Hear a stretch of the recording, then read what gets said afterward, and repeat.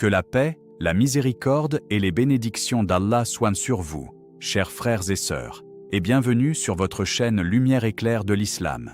Imaginez un homme à qui Dieu a promis les clés de la terre entière, un homme dont le destin est de devenir le 5e grand souverain mondial, après Salomon ou Dhul-Qarnayn.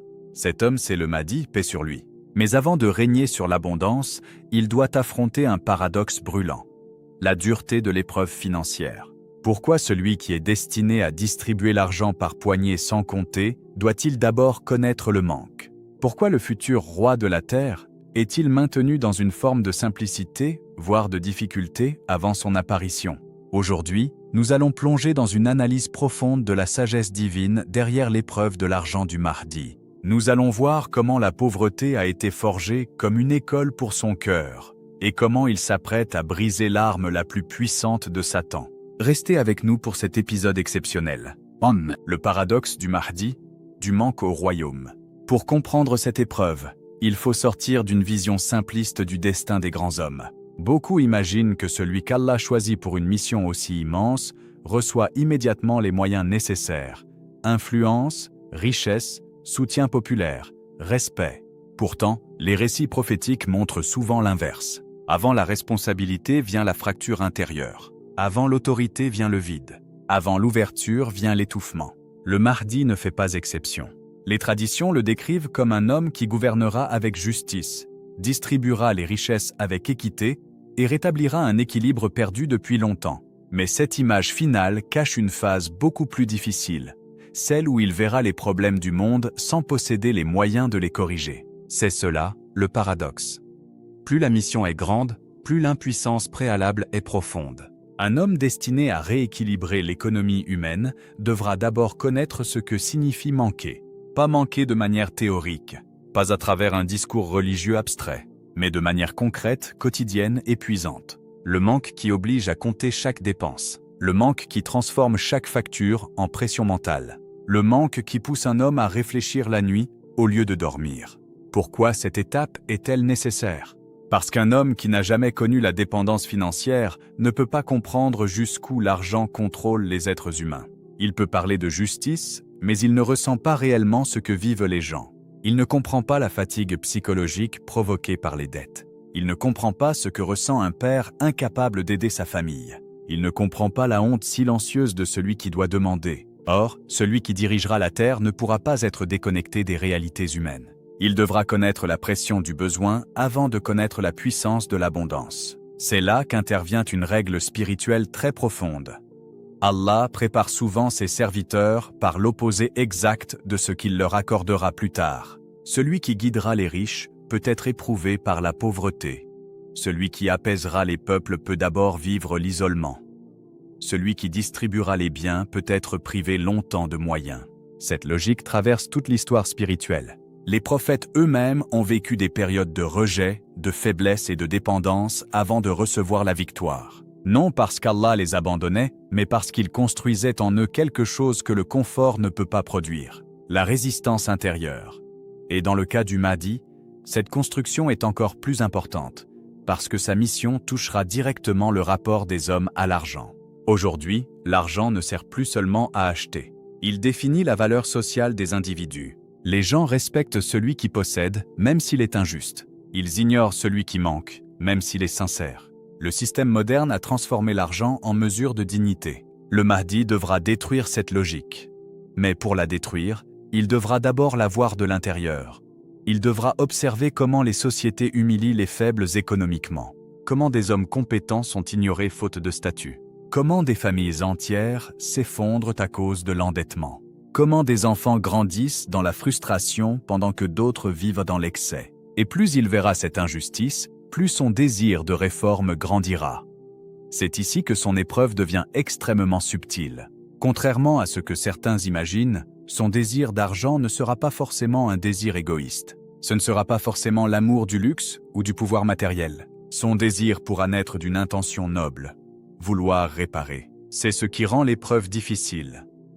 Un homme peut combattre facilement une mauvaise intention visible. Mais lorsqu'une intention semble juste, la confusion devient plus dangereuse. Imagine un homme voyant autour de lui des gens incapables de se soigner, des familles détruites, des jeunes perdus à cause de la pauvreté, des femmes abandonnées, des personnes écrasées par un système financier injuste. Naturellement, il pensera, si seulement j'avais les moyens, je pourrais aider. Cette pensée paraît pure, et souvent, elle l'est. Mais Allah veut lui apprendre quelque chose de plus profond. Même le bien ne doit pas être recherché par des moyens non accordés au bon moment. C'est une leçon extrêmement difficile à accepter.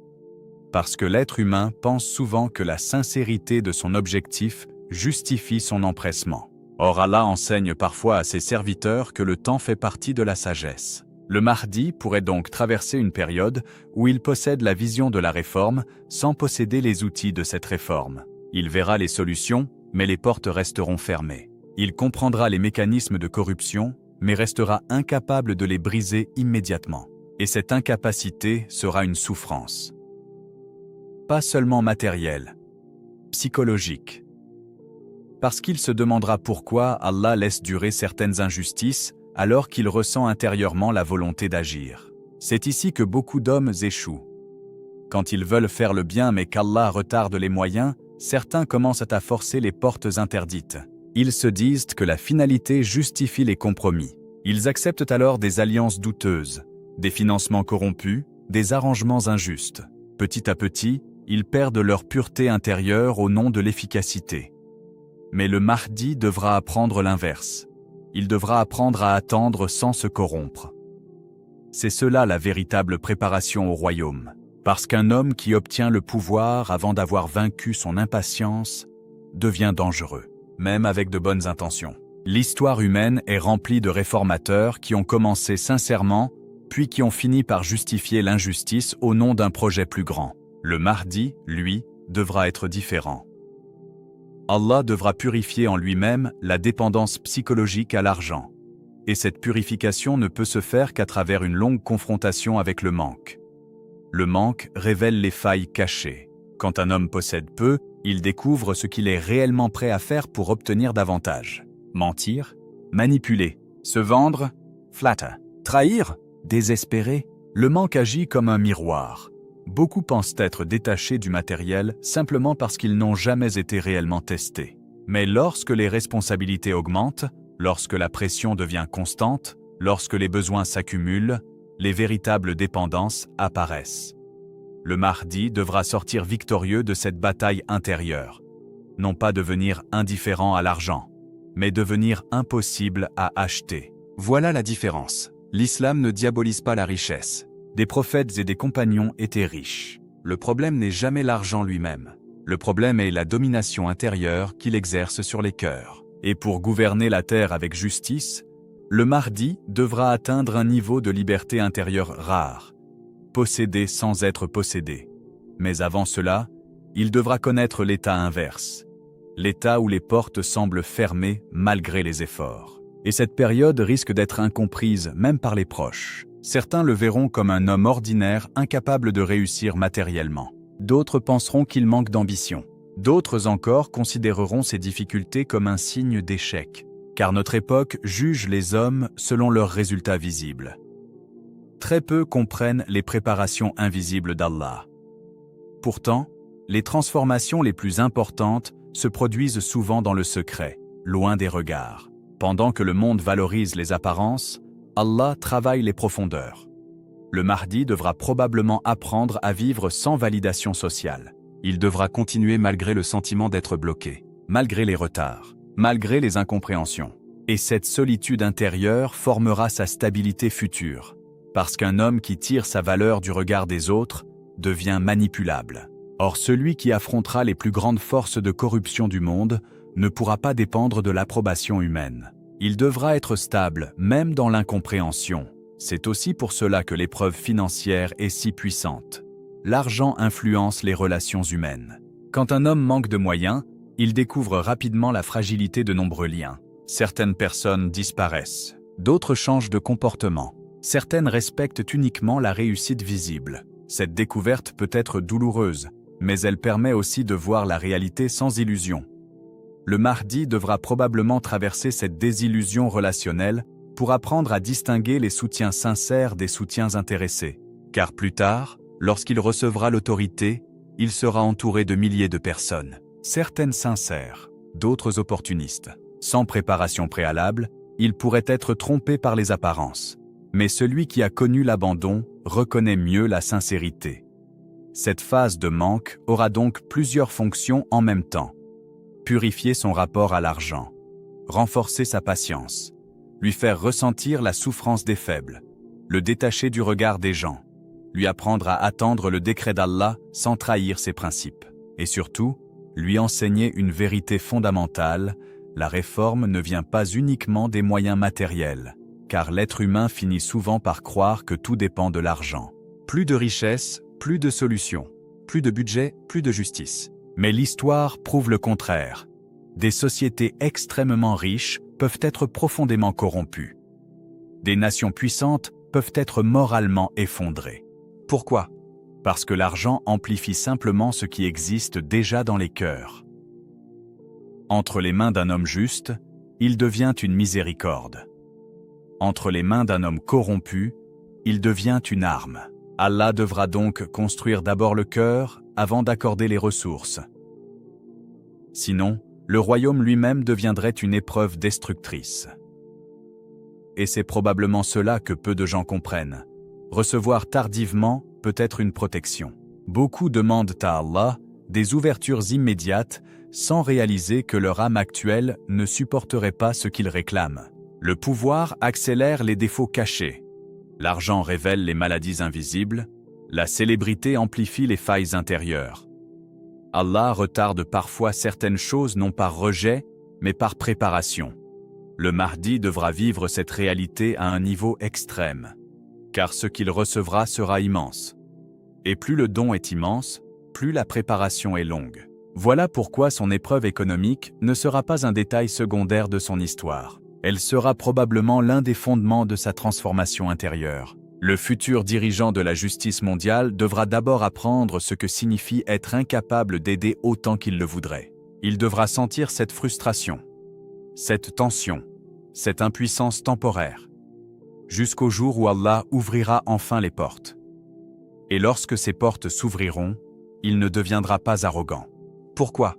Parce qu'il se souviendra parfaitement du manque. Il se souviendra des nuits difficiles, des portes fermées, des humiliations silencieuses, des attentes interminables, des moments où il voulait agir sans pouvoir le faire, et cette mémoire l'empêchera de devenir tyrannique lorsque la richesse affluera. Car les hommes qui oublient leurs épreuves deviennent souvent injustes dans leur puissance. Mais celui qui garde la mémoire du manque gouverne différemment. Il distribue avec miséricorde. Il comprend la faiblesse humaine. Il ne méprise pas les pauvres. Il ne transforme pas l'économie en instrument d'écrasement. Et c'est exactement le type d'homme nécessaire pour rétablir une justice mondiale. L'argent, une arme à double tranchant. L'une des plus grandes illusions de notre époque consiste à croire que l'argent possède une nature fixe. Certains le considèrent comme la source de tous les problèmes. D'autres le voient comme la solution absolue. En réalité, l'argent n'est ni entièrement mauvais ni entièrement vertueux. Tout dépend de la main qui le tient et du cœur qui le dirige. C'est précisément cette compréhension que le Mahdi devra acquérir avant de recevoir l'autorité. Car un homme chargé de redistribuer les richesses du monde ne peut pas avoir une vision naïve de l'argent. Il doit comprendre sa puissance réelle, sa capacité à sauver, mais aussi sa capacité à détruire. L'argent peut nourrir une famille pendant des années. Il peut construire des hôpitaux, libérer des endettés, protéger des orphelins, financer des projets utiles, stabiliser des sociétés entières. Mais le même argent peut aussi acheter des consciences, corrompre des juges, transformer des savants en courtisans, créer des systèmes d'oppression et détruire l'âme humaine sans laisser de traces visibles. C'est cela, l'arme à double tranchant. Et le Mahdi devra apprendre à manipuler cette arme sans être blessé par elle. Cette maîtrise ne s'apprend pas dans les livres, elle s'apprend dans l'expérience. Voilà pourquoi sa période de frustration est essentielle. Allah ne le prépare pas simplement à supporter le manque. Il le prépare à comprendre les mécanismes invisibles qui gouvernent les hommes à travers l'argent. Quand une personne traverse des difficultés financières tout en restant digne, elle voit le monde différemment. Elle découvre des réalités que les riches ignorent souvent. Elle découvre comment certaines portes s'ouvrent uniquement grâce au statut social. Comment certains discours changent selon l'apparence matérielle. Comment le besoin pousse parfois des gens honnêtes à accepter des humiliations silencieuses. Le Mahdi devra observer tout cela, pas comme un sociologue extérieur, comme quelqu'un qui ressent lui-même cette pression. Et cette différence est immense, parce qu'on peut étudier la pauvreté sans comprendre la fatigue mentale qu'elle provoque. On peut parler des injustices économiques sans connaître l'usure psychologique qu'elle crée jour après jour. Le Mahdi, lui, devra connaître cette réalité de l'intérieur. Mais il y a un point fondamental. Il ne sera pas présenté comme un homme brisé. C'est très important. Les récits des gens de spiritualité ne décrivent pas un homme réduit à mendier ou humilié publiquement. Ils décrivent plutôt un homme digne, discret, travailleur, qui fait des efforts constants malgré les obstacles. Cette nuance change tout. Parce que son épreuve ne consiste pas à perdre sa dignité extérieure. Son épreuve consiste à conserver sa stabilité intérieure malgré les limitations. Il travaille, mais les résultats restent insuffisants. Il avance, mais les ouvertures tardent. Il cherche des solutions, mais les blocages persistent. Et dans cette tension permanente, quelque chose se construit en lui. Une lucidité rare. La plupart des gens deviennent extrêmes face à l'argent. Soit ils l'adorent, soit ils le détestent. Très peu apprennent à le considérer comme un outil. Or le Mahdi devra atteindre exactement cet équilibre. Il devra comprendre que l'argent n'est pas une finalité spirituelle. Ce n'est pas une preuve de valeur humaine. Ce n'est pas une mesure de proximité avec Allah. Mais ce n'est pas non plus quelque chose à mépriser naïvement. L'argent est une force. Et toute force dépend de celui qui l'utilise. Un couteau peut sauver une vie pendant une opération chirurgicale ou tuer un innocent. Le problème n'est pas l'objet lui-même. Le problème est la conscience de celui qui l'emploie. Il en va de même pour l'argent. Mais pour développer cette conscience, il faut traverser une école très particulière, l'école de la frustration. La frustration révèle les réactions profondes des êtres humains. Quand les désirs sont bloqués, les masques tombent. Certains deviennent jaloux, d'autres deviennent agressifs. D'autres encore sombrent dans le désespoir ou commencent à envier les injustes. Le Mahdi devra traverser cette école sans laisser la frustration empoisonner son cœur. Et cela représente une victoire immense. Parce que la frustration répétée peut lentement transformer une personne. Même quelqu'un de croyant peut finir par développer de l'amertume envers la société, envers les gens, voire envers le destin lui-même. C'est un danger silencieux. Lorsqu'un homme voit des personnes corrompues réussir financièrement pendant que les sincères peinent, une question intérieure apparaît naturellement. Pourquoi ? Pourquoi les injustes semblent-ils prospérer ? Pourquoi les manipulateurs obtiennent-ils parfois plus rapidement ce qu'ils veulent ? Pourquoi tant de portes s'ouvrent pour certains alors qu'elles restent fermées pour d'autres malgré les efforts ? Ces interrogations peuvent devenir toxiques si elles ne sont pas maîtrisées. Le Mahdi devra donc apprendre une forme très élevée de confiance en Allah. Pas une confiance théorique, une confiance capable de survivre à la répétition des retards. Et cette confiance transformera progressivement son regard sur l'argent. Au lieu de le voir comme une preuve de réussite personnelle, il commencera à le voir comme une responsabilité circulante, comme un fluide destiné à réparer les déséquilibres humains. C'est ici que la parole attribuée à Muhyiddin ibn Arabi prend toute sa profondeur. L'argent répare toute chose corrompue. Cette phrase peut sembler exagérée au premier regard. Pourtant, lorsqu'on observe le monde réel, on comprend ce qu'elle signifie. Combien de conflits familiaux naissent de difficultés financières? Combien de divorces? Combien de crimes? Combien de humiliations? Combien de maladies non soignées? Combien de jeunes abandonnent leurs études faute de moyens?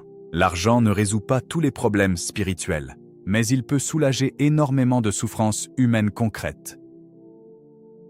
Le Mahdi comprendra donc que l'économie n'est pas séparée de la justice morale.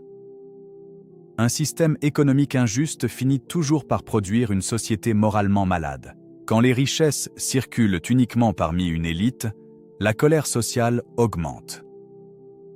Quand le travail honnête ne permet plus de vivre dignement, les gens perdent confiance dans les règles. Quand les jeunes voient que la corruption rapporte davantage que l'intégrité, la société entière commence à se fissurer.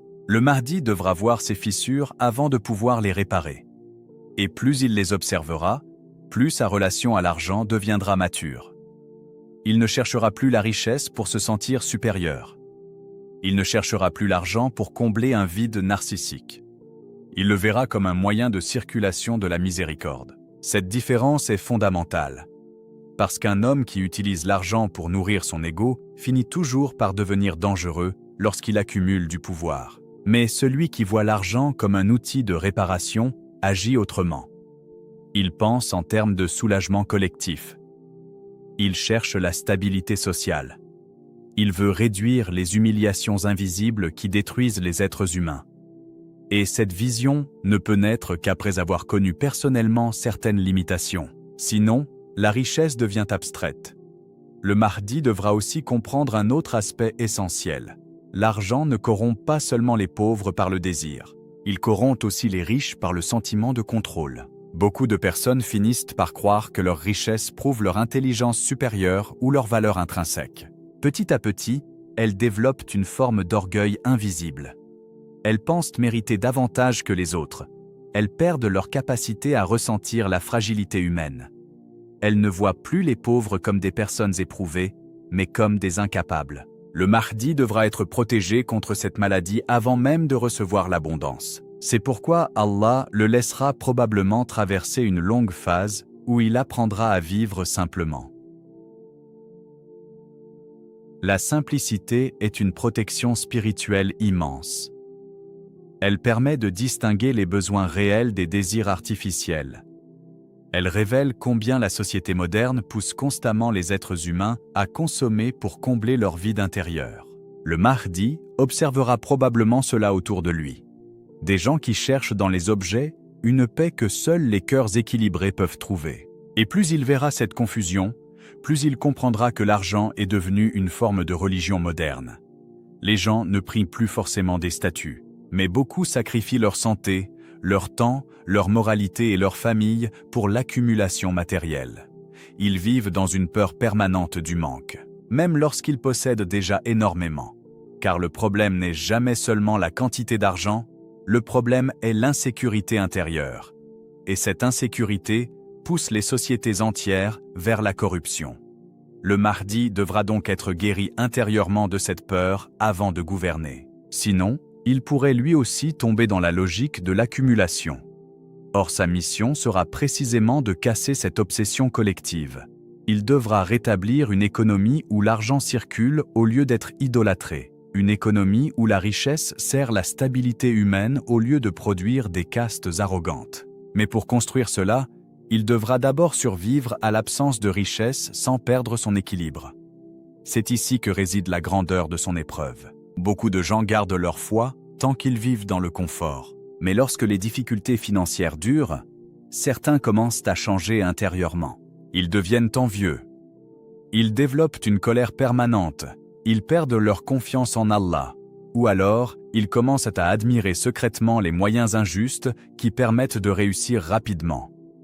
Le Mahdi devra traverser cette zone dangereuse sans tomber. Et cette résistance silencieuse forgera sa capacité future à gérer des richesses immenses sans devenir prisonnier d'elles. Car posséder beaucoup sans être dominé intérieurement est extrêmement rare. La plupart des hommes changent dès qu'ils obtiennent du pouvoir financier.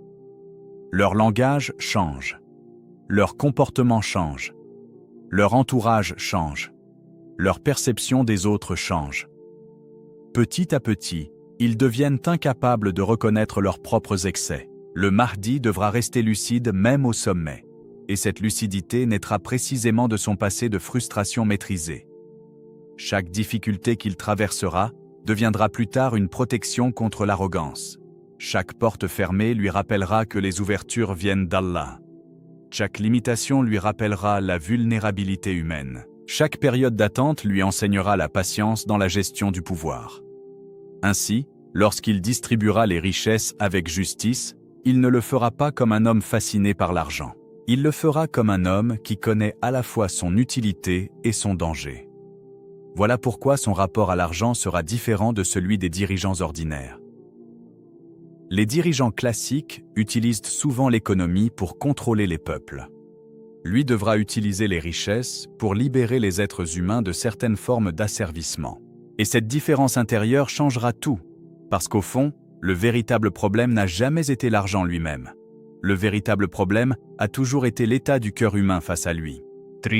La pauvreté, l'arme d'Iblis et du Dajjal. Lorsqu'on observe le monde moderne avec lucidité, une contradiction saute immédiatement aux yeux. Jamais l'humanité n'a produit autant de richesses. Jamais les technologies agricoles, industrielles et logistiques n'ont été aussi développées. Jamais les ressources n'ont circulé aussi rapidement entre les continents. Et pourtant, malgré cette abondance visible, des millions d'êtres humains vivent encore dans une précarité extrême. Des familles travaillent sans réussir à vivre dignement. Des enfants grandissent dans la faim pendant que des tonnes de nourriture sont détruites chaque jour. Des peuples entiers restent endettés pendant que de petites minorités accumulent des fortunes dépassant l'imagination. Cette situation n'est pas simplement économique, elle est spirituelle. Car lorsqu'Allah crée une terre remplie de ressources, mais que les hommes organisent un système produisant artificiellement le manque, cela révèle une rupture profonde dans l'équilibre moral. Et c'est précisément là que se situe l'un des grands combats du Mahdi. Pour comprendre son rôle, il faut d'abord comprendre une réalité essentielle. Dans la vision islamique, la pauvreté n'est pas seulement un problème matériel. Elle peut devenir une arme psychologique, sociale et spirituelle. Le Coran nous révèle une phrase d'une puissance immense. « Satan vous menace par la pauvreté ». Ce verset montre quelque chose de très profond. Iblis utilise la peur du manque comme un moyen de manipulation humaine. Pourquoi ? Parce qu'un être humain terrorisé par l'insécurité matérielle devient beaucoup plus vulnérable. Quand la peur de manquer domine le cœur, les principes commencent à vaciller. Un homme peut accepter l'injustice pour protéger son revenu. Un commerçant peut mentir par peur de perdre. Un dirigeant peut trahir ses valeurs pour conserver le soutien économique. Un peuple entier peut devenir silencieux simplement parce qu'il dépend d'un système qui contrôle sa survie. Voilà pourquoi la pauvreté massive devient une arme de domination. Et plus une société repose sur l'angoisse économique, plus elle devient facile à manipuler. Le Dajjal représentera l'apogée de cette logique. Les traditions décrivent un système de contrôle où les besoins matériels seront utilisés pour influencer les consciences. La nourriture, les ressources, l'accès à la sécurité, tout cela deviendra un instrument de pression. Mais pour comprendre comment l'humanité en arrivera là, il faut regarder ce qui existe déjà aujourd'hui. Des millions de personnes vivent dans un état de fatigue permanente. Elles ne réfléchissent plus au sens de leur existence. Elles ne cherchent plus à grandir intérieurement. Toute leur énergie est absorbée par une seule obsession: survivre, payer le loyer, trouver de quoi manger, éviter les dettes, conserver un emploi, résister à l'effondrement. Quand un être humain vit dans cet état de pression continue, sa conscience rétrécit progressivement. Ce n'est pas forcément qu'il devient mauvais, c'est qu'il devient épuisé. Or, un peuple épuisé est plus facile à contrôler qu'un peuple éveillé. Voilà pourquoi la pauvreté systémique sert les forces de corruption. Un homme libre intérieurement pose des questions. Il réfléchit, il cherche la vérité. Il développe sa spiritualité. Mais un homme écrasé par l'angoisse quotidienne finit souvent par perdre cette capacité. Toute sa vie devient réactionnelle. Et cela produit une société entière, enfermée dans l'urgence permanente. Le Mahdi devra comprendre ce mécanisme avec une précision exceptionnelle. Il devra voir que la pauvreté moderne n'est pas toujours le résultat d'un manque réel de ressources. Souvent, elle résulte d'une mauvaise distribution, d'une concentration excessive des richesses et de systèmes construits autour du déséquilibre. Le monde produit largement assez pour nourrir ses habitants. Pourtant, des régions entières souffrent encore de famine. Pourquoi ? Parce que les intérêts financiers passent souvent avant la dignité humaine. Des aliments sont jetés pour maintenir certains prix. Des terres fertiles sont exploitées de manière injuste. Des peuples restent dépendants économiquement afin de préserver des rapports de domination. Le problème n'est donc pas uniquement économique, il est moral. Lorsque l'avidité devient la force dominante d'un système, l'équilibre voulu par Allah se brise. Et cette rupture produit inévitablement de la souffrance. Le Mahdi verra cela non comme un accident de l'histoire, mais comme le résultat d'une corruption profonde des priorités humaines. Une civilisation qui adore l'accumulation finit toujours par créer des exclus. Car lorsque le profit devient plus important que la justice, certaines vies cessent d'avoir de la valeur aux yeux du système. C'est pourquoi la pauvreté devient aussi une fabrique de corruption morale. Lorsqu'un homme vit constamment dans le besoin, il peut être poussé vers des comportements qu'il aurait rejetés dans un état d'équilibre. Le vol, le mensonge, la fraude, la jalousie, le ressentiment, parfois même la violence. Attention, cela ne signifie pas que les pauvres sont mauvais. Beaucoup restent nobles malgré leurs difficultés. Mais cela signifie que l'insécurité permanente crée un terrain favorable aux fractures morales. Et Satan exploite précisément ces fractures. Il pousse l'être humain à croire que tous les moyens deviennent acceptables lorsqu'on souffre. Petit à petit, la survie prend la place des principes. Et lorsqu'une société entière entre dans cette logique, la corruption se généralise. Le Mahdi devra donc comprendre que la justice économique n'est pas un sujet secondaire de la religion. C'est une protection de la dignité humaine. Une société où les besoins fondamentaux sont continuellement menacés devient spirituellement fragile. Les gens commencent à envier, à haïr, à désespérer, à perdre confiance dans la justice divine elle-même. C'est pourquoi la pauvreté extrême peut devenir un terrain fertile pour les idéologies destructrices. Un peuple humilié économiquement devient vulnérable aux manipulateurs. Et les forces de corruption le savent parfaitement. Elles savent qu'un être humain affamé peut être acheté plus facilement, qu'un homme endetté devient dépendant, qu'une population précarisée accepte parfois des systèmes injustes simplement pour conserver un minimum de stabilité. Voilà pourquoi le contrôle économique est devenu l'une des formes de pouvoir les plus puissantes de notre époque. On n'a même plus besoin de chaînes visibles.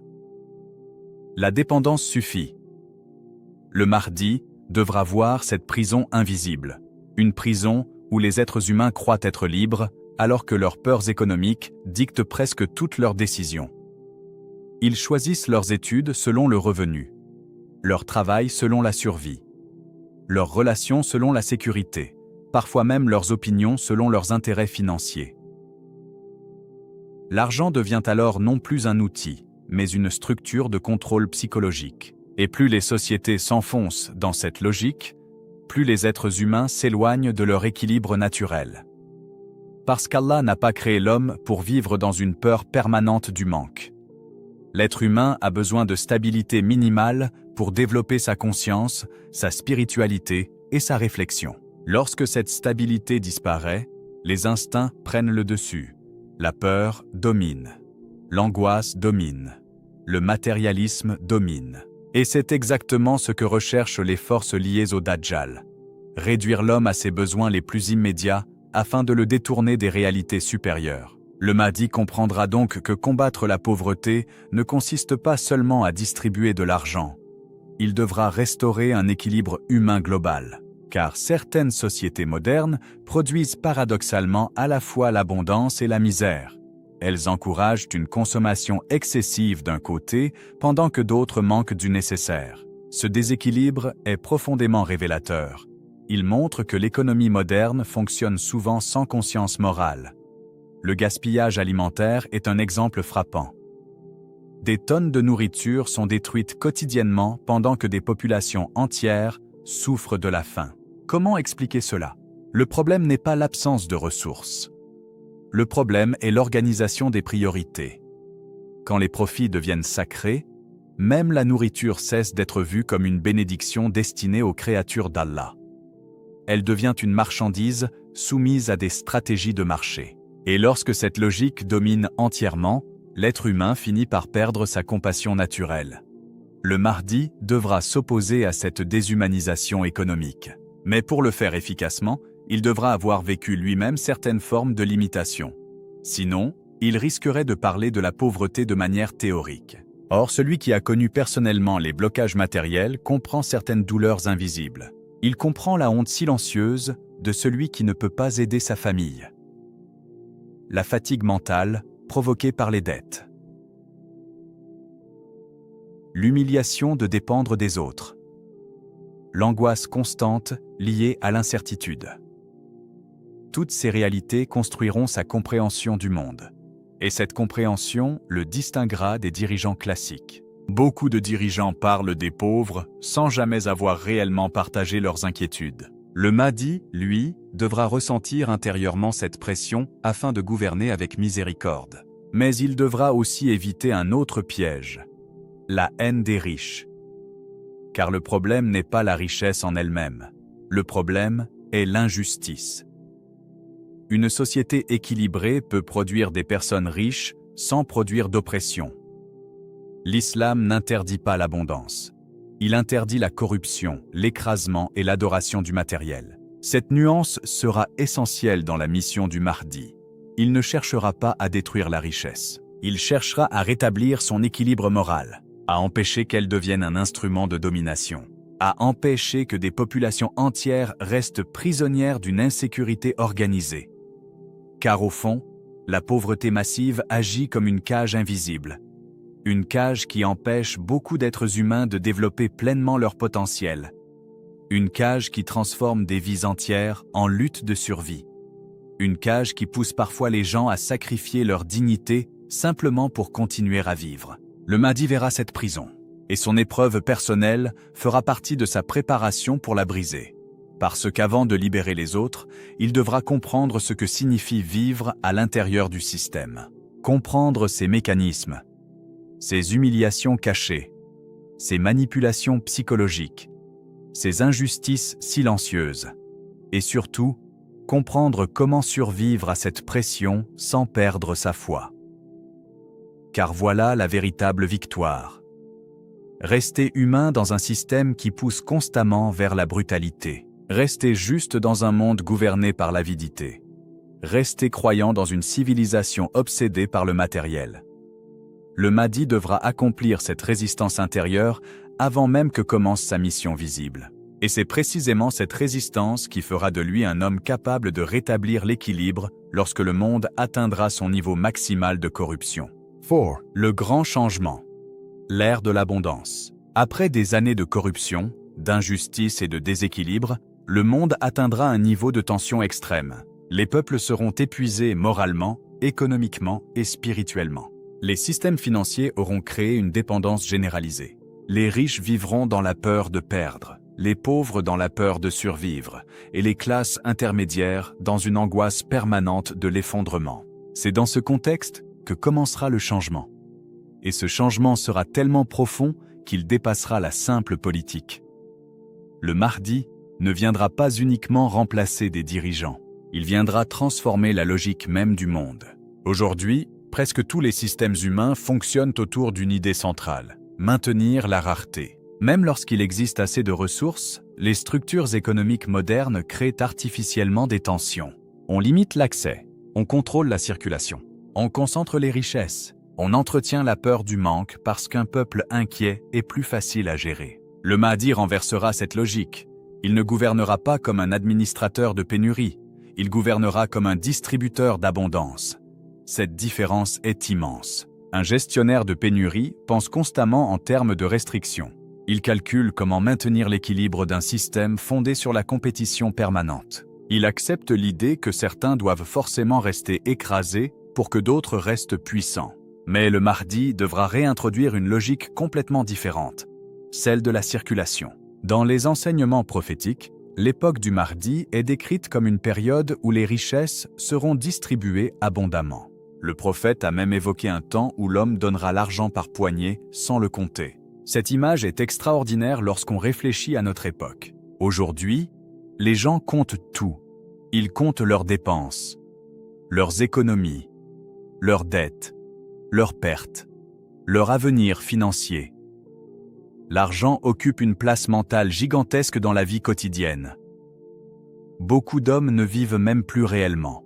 Ils gèrent simplement leur anxiété économique. Ils choisissent leurs horaires, leurs relations, leurs décisions et parfois même leurs croyances selon leurs intérêts matériels. La peur du manque est devenue le moteur invisible de la civilisation moderne. Or le Mahdi devra briser cette peur collective, et cela changera profondément la psychologie humaine. parce qu'un être humain qui n'est plus obsédé par la survie commence à redevenir lui-même. Il retrouve sa capacité à réfléchir, à créer, à apprendre, à prier sincèrement, à développer sa famille, à penser au bien commun. Voilà pourquoi l'abondance de l'époque du mardi ne sera pas simplement un confort matériel. Elle sera une libération psychologique. Les gens respireront différemment. Le poids permanent de l'insécurité commencera à disparaître. Et avec cette disparition, beaucoup de maladies sociales commenceront elles aussi à s'effondrer. Car une immense partie de la corruption humaine est liée à la peur. La peur de manquer. La peur de descendre socialement. La peur de perdre son statut. La peur de l'avenir. Quand cette peur domine une société entière, les comportements changent. Les gens deviennent plus agressifs, plus individualistes, plus calculateurs. Même les relations humaines se transforment en transactions. Mais lorsque les besoins fondamentaux sont sécurisés, une autre dimension de l'être humain réapparaît. La générosité devient plus naturelle. La compassion augmente. La compétition excessive diminue. Le Mahdi comprendra cela parfaitement parce qu'il aura lui-même connu l'inverse. Il aura vécu dans un monde où l'argent était utilisé comme une arme de pression. Un monde où les peuples étaient maintenus dans l'insécurité. Un monde où les besoins essentiels pouvaient être manipulés pour contrôler les masses. Voilà pourquoi son projet économique ne sera pas uniquement financier. Il sera spirituel, car rétablir une circulation saine des richesses reviendra à désarmer une grande partie des mécanismes sataniques qui dominent les sociétés humaines. Le Coran nous enseigne que Satan menace les hommes par la pauvreté. Pourquoi cette menace est-elle si puissante? Parce qu'elle pousse les êtres humains vers l'angoisse permanente. Et un homme angoissé devient vulnérable. Il accepte plus facilement l'injustice, il devient manipulable.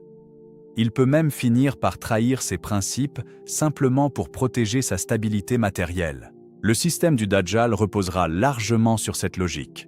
Le contrôle par les besoins. Le contrôle par la dépendance. Le contrôle par l'économie.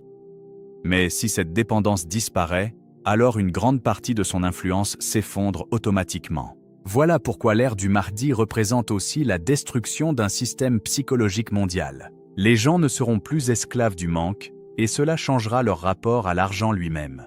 Aujourd'hui, beaucoup adorent de l'argent sans prononcer son nom comme une divinité. Ils organisent toute leur existence autour de lui. Ils sacrifient leur santé pour lui, leur famille, leur moralité. Parfois même leur religion. L'argent est devenu une source d'identité et de sécurité émotionnelle.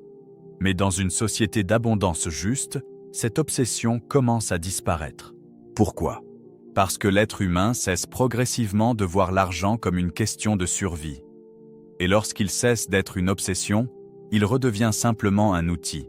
C'est exactement ce que le Mahdi devra restaurer.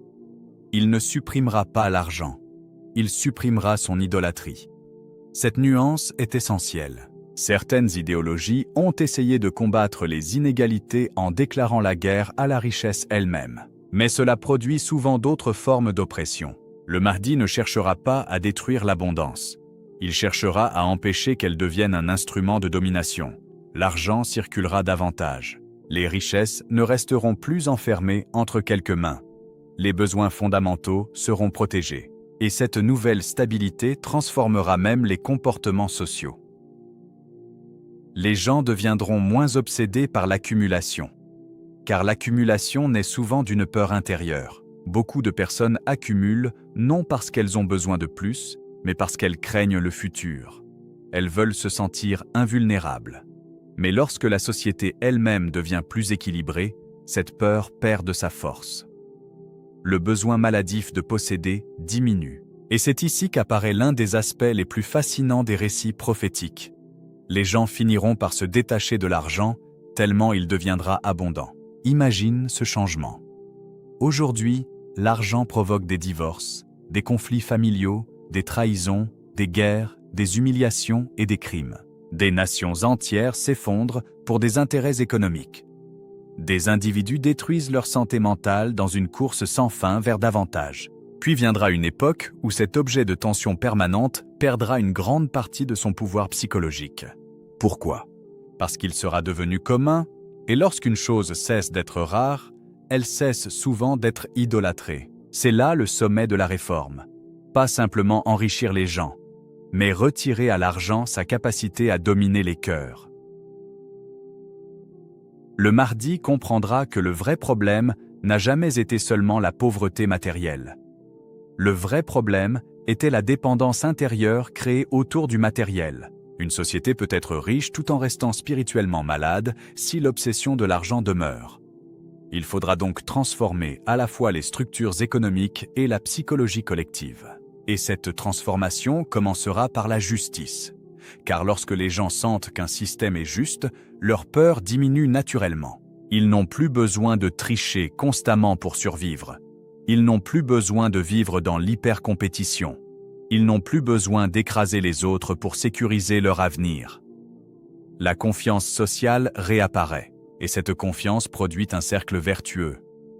Plus les gens se sentent en sécurité, moins ils deviennent agressifs économiquement. Moins ils deviennent agressifs, plus les richesses circulent sainement. Plus les richesses circulent, plus la société se stabilise. Le Mahdi devra réactiver ce cycle après des siècles de déséquilibre. Mais pour réussir cela, il devra lui-même être totalement détaché intérieurement de l'argent. Sinon, le pouvoir économique finirait par le corrompre comme tant d'autres avant lui. Voilà pourquoi toutes ces épreuves précédentes étaient nécessaires. La frustration, le manque, les portes fermées, les limitations, les attentes prolongées. Tout cela préparait un homme capable de posséder sans être possédé. Et cette qualité sera extrêmement rare. Car beaucoup de dirigeants parlent de justice tant qu'ils sont faibles. Mais lorsqu'ils obtiennent les richesses du monde, ils changent. Le Mahdi, lui, devra rester stable. Pourquoi? Parce qu'il se souviendra parfaitement de ce qu'il a vu avant l'ouverture. Il se souviendra des humiliations invisibles causées par la pauvreté.